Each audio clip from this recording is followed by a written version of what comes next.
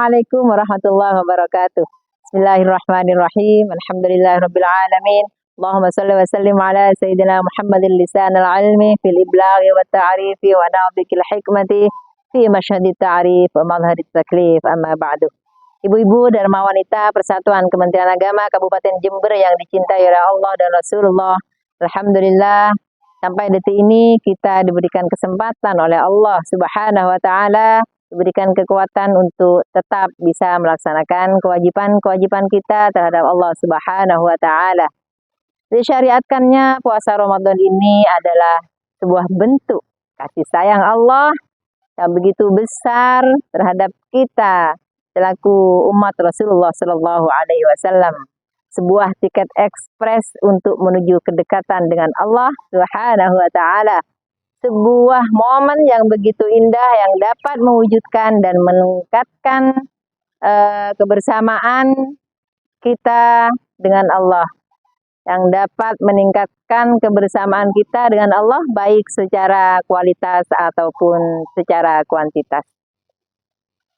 Sebelum kita membahas hikmah apa saja yang ada di dalamnya, kita terlebih dahulu membahas tentang diri kita. Dari apa kita ini? Apa saja unsur yang ada pada diri kita? Unsur kita itu ada dua.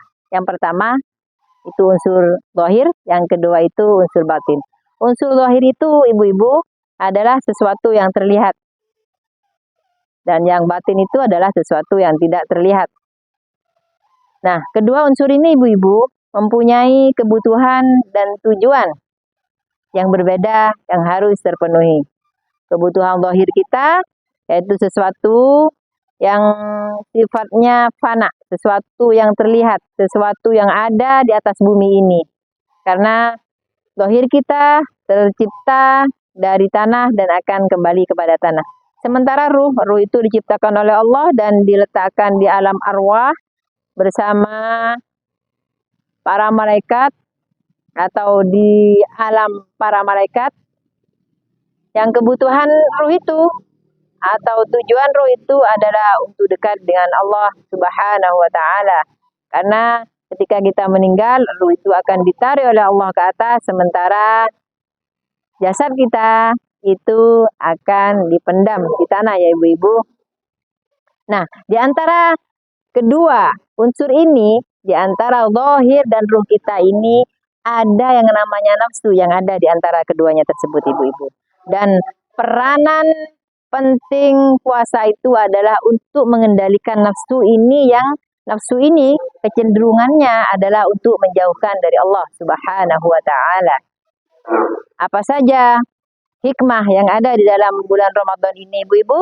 Yang pertama adalah untuk meningkatkan ketakwaan kita terhadap Allah Subhanahu wa taala, melatih kita untuk bersabar, berdisiplin, ridha, ikhlas,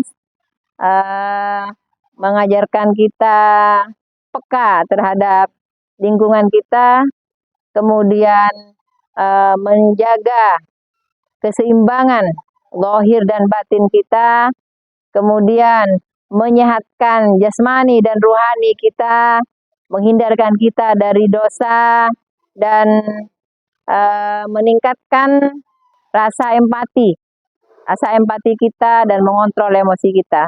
Kenapa seperti itu, ibu-ibu? Karena dengan berpuasa kita dapat menahan syahwat dan nafsu kita.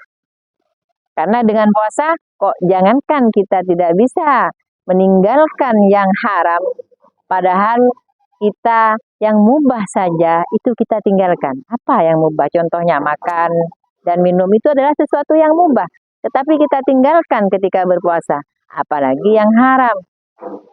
Tidak mungkin kita sendiri di dalam kamar mandi atau di dapur makan makanan walaupun tidak ada orang. Kenapa seperti itu? Karena kita sudah ikhlas, ibu-ibu. Karena kita sudah punya keinginan untuk mengharapkan sesuatu itu hanya pada Allah, bukan kepada yang lain.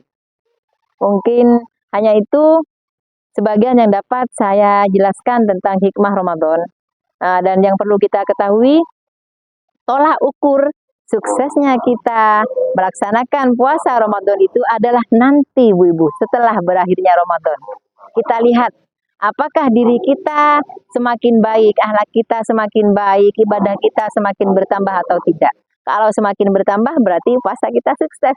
Tetapi kalau tidak, berarti harus kita kaji kembali sisi manakah yang belum kita laksanakan dalam berpuasa itu. Mungkin itu ya ibu-ibu. Namun sebelum saya akhiri, saya mengajak ibu untuk berdoa bersama dengan saya di sini. Mari. Bismillahirrahmanirrahim. Alhamdulillahirabbil alamin. Allahumma shalli wa sallim wa barik ala sayyidina Muhammad wa ala alihi wa sahbihi wa barik wa sallim ajma'in. Ya Allah, ya Rahman, ya Rahim, ya Dzal Jalali wal Ikram. Ya Allah, tancapkanlah ya Allah di hati kami ya Allah pemahaman tentang segala sesuatu yang dapat menumbuh suburkan rasa cinta kami terhadap Engkau dan Rasul-Mu ya Allah. Subhana rabbika rabbil izzati amma yasifun wa salamun ala mursalin walhamdulillahi rabbil alamin. Demikian dari saya, kurang lebihnya saya mohon maaf yang sebesar-besarnya. Wallahul muwaffiq ila aqwamit thoriq. Assalamualaikum warahmatullahi wabarakatuh.